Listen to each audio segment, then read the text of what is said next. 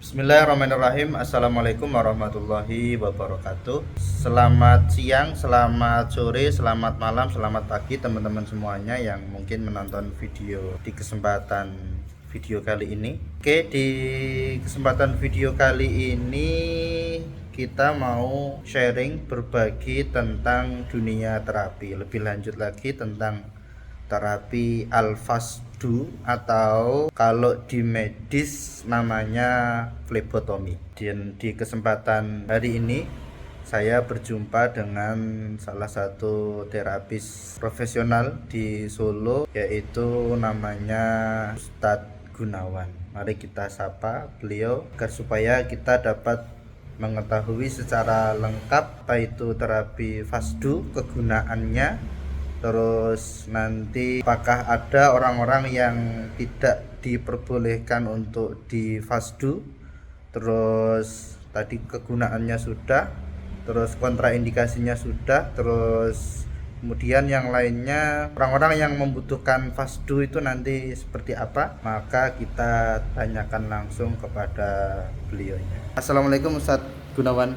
Waalaikumsalam warahmatullahi wabarakatuh. Sehat Ustadz Gunawan? Alhamdulillah. Alhamdulillahirabbil alamin. Ini hari Senin 21 Oktober 2024. Mohon maaf, bisa dijelaskan sedikit tentang apa itu terapi Fasdu, Ustadz Gunawan? Ya, baik. Terapi Fasdu adalah terapi sunnah yang sudah berlangsung ribuan tahun yang lalu, masuk juga dengan bekam. Dia ada hadisnya mengatakan bahwa sebaik-baik pengobatan adalah bekam dan al-fasdu. Nah, terapi al-fasdu sendiri atau bloodletting dalam bahasa Inggris, atau kalau medis itu namanya flebotomi, itu adalah salah satu terapi yang mana fungsinya itu yang paling efektif, paling cepat itu untuk menurunkan tensi, gula darah, kolesterol, asam urat, dan berbagai macam penyakit-penyakit yang berhubungan dengan darah. Jadi caranya hampir ada kemiripan dengan donor darah. Sama-sama di vena ya? Sama-sama di vena, betul. Kalau di donor darah di tangan sebelah kiri, betul nggak? Kalau donor darah?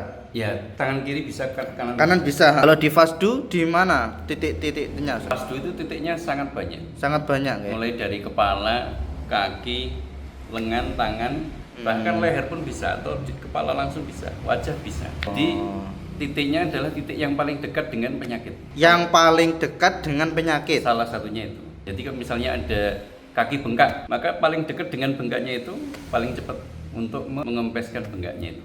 Oke. Kalau saya pernah lihat ada yang diterapi Fasdu di lidah, itu ada yang kayak gitu Mas Gunawan ya? Ada. Jadi di bawah lidah ada dua vena.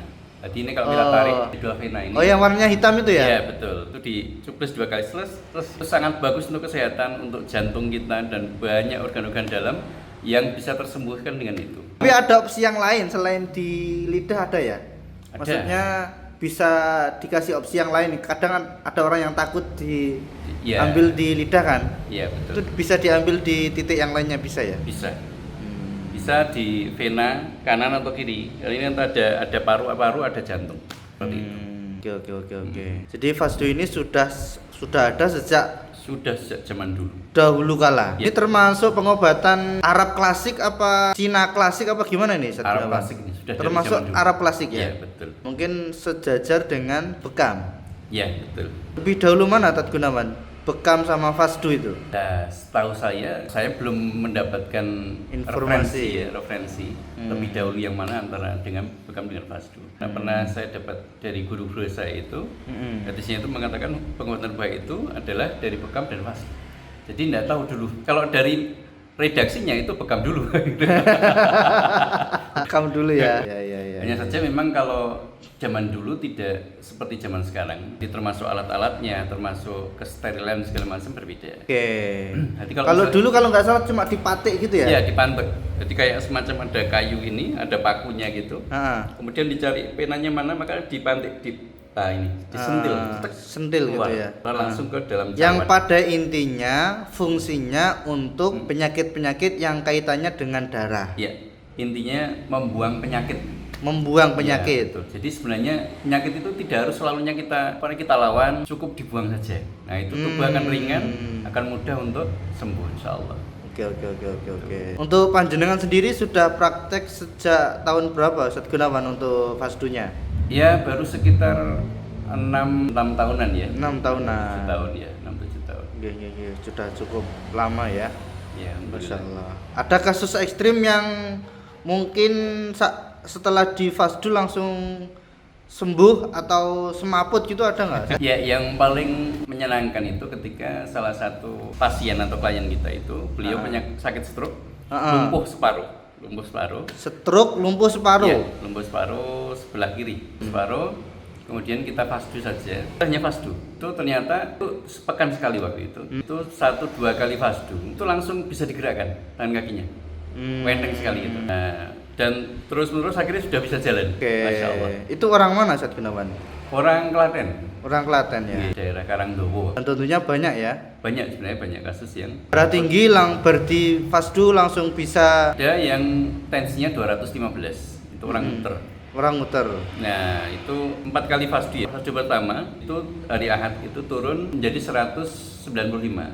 Dari 215. Betul. Cuma terapi fasdu. Iya. Fasdu saja. Beliau ibu sudah sepuh. Oke. Siap.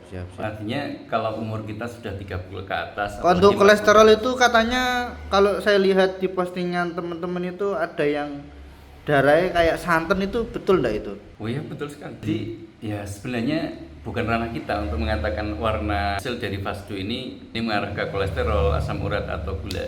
Itu ranahnya medis ya. Ranahnya medis. Karena Ya. saya memang kita Yang jelas harus di lab ya. ya di lab. Hanya kita ibaratnya kita biasanya kalau ini keluarnya kolesterol, oleh keluar seperti ini. Kita ilmu titen aja, seperti ini biasanya kolesterol. Cuma memang bukan ranah kita hanya ngasih tahu aja. Biasanya kolesterol seperti ini. Atau mungkin Mas Yun, apa namanya, dia habis periksa dari medis terus minta di fasdu gitu ya, ada juga. Ada banyak ya. Banyak. Jadi memang sebenarnya kita saling melengkapi medis dengan Dan di medis pun juga sudah ada fasdu tapi namanya plebotomi. Betul gitu sekali. ya. Ya artinya ya aslinya sama aja ya. Sama aja sebenarnya. Sama aja. Oke.